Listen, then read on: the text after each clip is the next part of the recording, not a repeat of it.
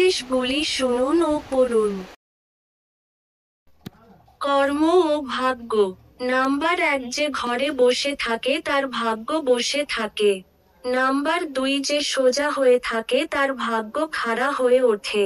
Number 3, যে শুয়ে থাকে তার ভাগ্য শুয়ে থাকে। নাম্বার 4, যে চলে ফিরে বেড়ায় তার ভাগ্য চলেতে ফিরেতে থাকে। আমার এই উপদেশগুলি শুনুন ও পড়ুন। অল্পে তুষ্টি।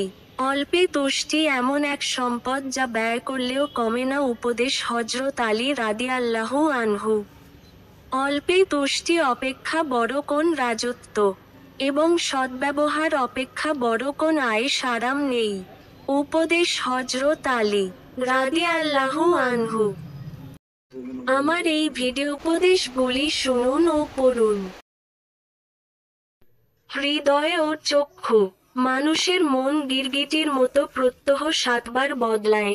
হাদিস থেকে সগীর। চোখ যদি দীপ্তময়, প্রতিটি দিবসই বিচার দিবস হয়। উপদেশ হযরত ওসমান গনি রাদিয়াল্লাহু আনহু। মানুষের মন বর্ণ প্রকৃতির মতন। যে তাকে ভালোবাসে সে তার বশ হয়ে যায়। উপদেশ হযরত আলী রাদিয়াল্লাহু আনহু। আমার এই উপদেশগুলি শুনুন ও পড়ুন। আত্মজ্ঞান। যার নিজের মূল্য জানা নেই, সে ধ্বংস হয়ে গেছে। তোমাদের আত্মার মূল্য হলো জান্নাত। অতএব, তা জান্নাতের মূল্যেই বিক্রি করো, আত্মাকে শান্তি দেবে। কেননা তার উপর উৎপীড়ন বা অত্যাচার করলে তা অন্ধ হয়ে যাবে। উপদেশ হযরত আলী রাদিয়াল্লাহু আনহু। আমার এই উপদেশগুলি শুনুন ও পড়ুন। অহংকার। অহংকার থেকে বাঁচো, কারণ অহংকার এমন একটি পাপ যা শয়তানকে চির অভিশপ্ত করেছে। হাদিস থেকে ইবনে আসাকির। অহংকার এমন একটি জঘন্য পাপ যা সব 70 বছরের অর্জিত পুণ্যকে বরবাদ করে দেয়।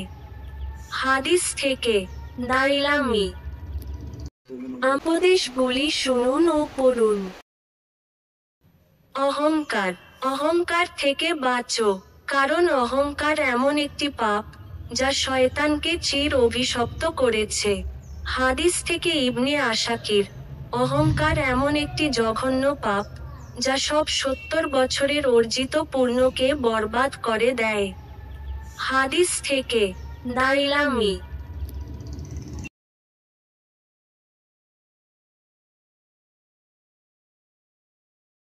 আমার এই ভিডিওগুলি আপনাদের কাছে 3 জনকে শেয়ার করার অনুরোধ রইল।